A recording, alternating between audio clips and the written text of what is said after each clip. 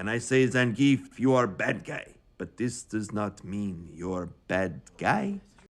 Greetings, fellow mortals. Just a reminder, saying it's just my opinion is for cowards. Okay, the start of this is going to seem a little off topic, but stick with me here.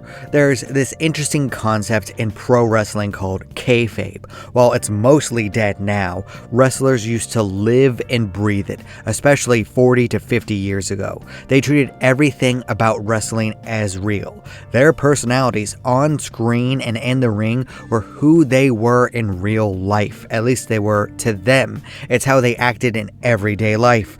If they were hurt in a storyline, they wore casts, bandages, and eye patches, even if they weren't actually injured. The good guys and the bad guys could not interact with each other in public, despite most of them being good friends. It got so bad at points that fans would attack them. Stabbings, slashed tires, and police escorts were the norm before the concept of kayfabe died, because they worked so hard to make the fans believe that they were who they said they were. I tell you this for two reasons. One, it's very interesting to me personally, and two, I could not believe it for the longest time that people back then didn't have the sense that the moves the wrestlers did to each other weren't meant to knock each other out or to beat each other to a bloody pulp. I mean, just look at what they do. It's obviously not real combat. I just assumed that the fans went with it and pretended just so that they could have fun and enjoy themselves. But in the year of our Lord 2024, I have discovered that humanity's stupidity goes far deeper than I could have ever anticipated. I did not have a high view over most people's intelligence, but I assumed that they could at least discern fiction from reality. And I was wrong, because there are apparently some people out there in the real world that think that an actor and the character they're portraying are the exact same. Stupid is, stupid does, Mrs. Blue. I guess.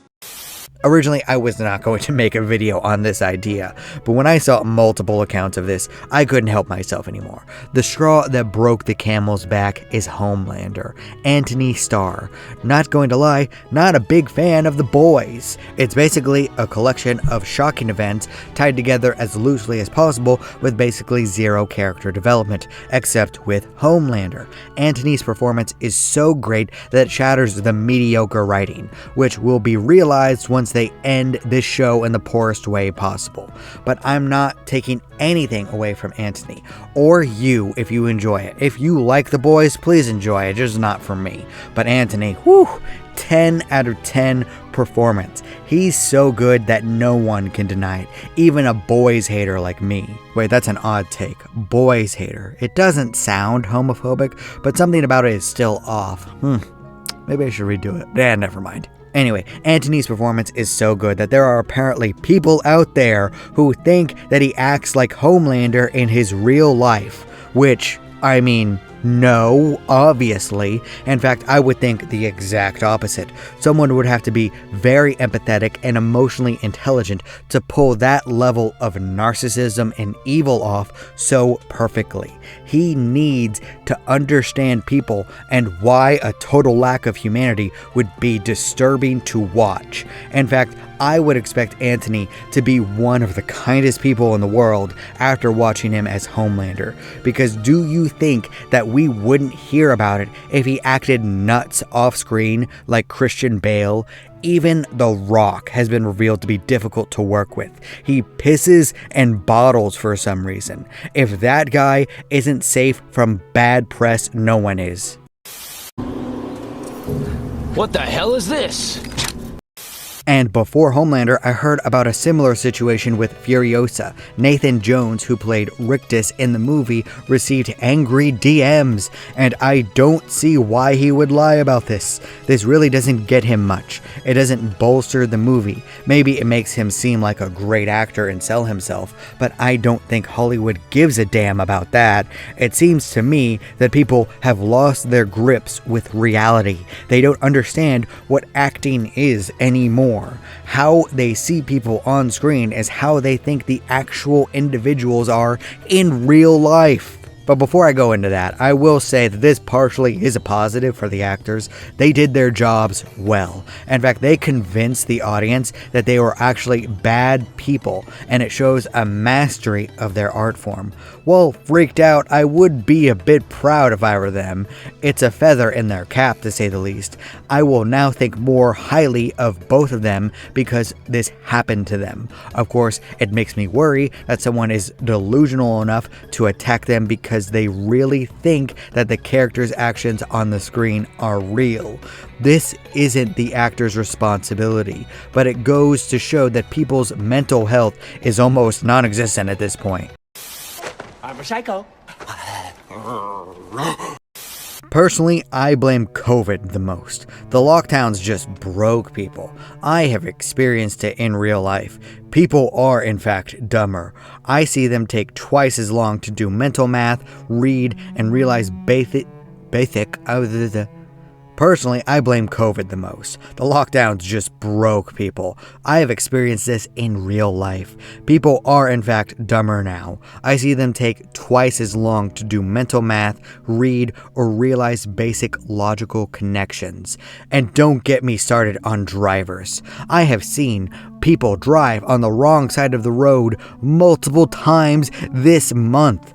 People and things have not been the same after COVID, and I'm not saying that I'm immune to this. There are quirks that I have now that I connect to being in lockdown, even if I did have a quote-unquote essential job at the time, so I kept busy at least. The next problem is social media. If kayfabe still lives at all in any way whatsoever, it's in the personalities on the internet. People who act in the most outrageous ways possible to get attention, all the while moralizing like they're actually a good person, only for terrible things to come out later about how they treated others, usually having to do with their fans who are underage. Gross! Fake personalities behind the screen have to be real or believable for people to care. It leads to very unhealthy relationships on the internet. Stop it. Get some help. And finally, I think there is a very unhealthy mindset with fiction right now. Okay, I have the mindset that authors write about what they think about, but someone writing a story where bad things happen doesn't mean that the author wants the bad thing to happen. It could be, in fact, the exact opposite. Right now, I'm rewatching The Sopranos, watching House of the Dragon, and reading Poppy War. There is never a moment where I think that the writers condone evil acts. They're pointing out how horrific things happen due to discrimination, politics, and war. But in current year, writing and creating art about how things are bad makes you bad, or portraying an evil character makes you evil. Next, people are going to say that music and video games causes violence. Oh wait, they already do. And Grand Theft Auto 6 is going to come out soon too. God, it's all a cycle to censorship. I feel like we're in a time loop here. Did we go back to the early 2000s? You can't have evil characters be evil anymore. You can't have controversial topics. You can't even have downer endings without people acting like it ruins their real life. Okay, you don't enjoy bloodshed, references to SA, racism, and evil in fiction? Then don't watch it. Don't consume it. If you do, it's your job to realize that fiction is not reality. If you find this concept confusing, please get some help, because holding people accountable for fiction is not the smart way to go. The actors are just acting. The writers are just writing. Artists are just making art. You're welcome to not like it. That is perfectly acceptable. I don't like The Boys. I'm going against the crowd here. I may think it sucks, but a lot of people like it, and I'm glad that they enjoy it. I do not want to rip that happiness away from them. No censorship and no holding people accountable for things that aren't real. Bad things happening in fiction does not affect real life. And if someone enjoys a piece of art where terrible things happen, it doesn't mean that they're a terrible person or a criminal. Take Berserk, Breaking Bad, The Sopranos, House of the Dragon, full of terrible people doing terrible things, but they're all popular, and I assume most of the fan base are just normal people. And if any single thing that I said seems odd to you, and that you think that fiction is still reality, then you really, really need to go get a therapist. This is not a joke. Go talk to someone who can help you. And if you disagree with me not liking The Boys, then that's fine. After all, everyone is entitled to their objectively wrong opinion. What is wrong with you? Thank you all so much for watching. You're still here? Good night, everybody. Thank you. You bye. Boom. Do not despair.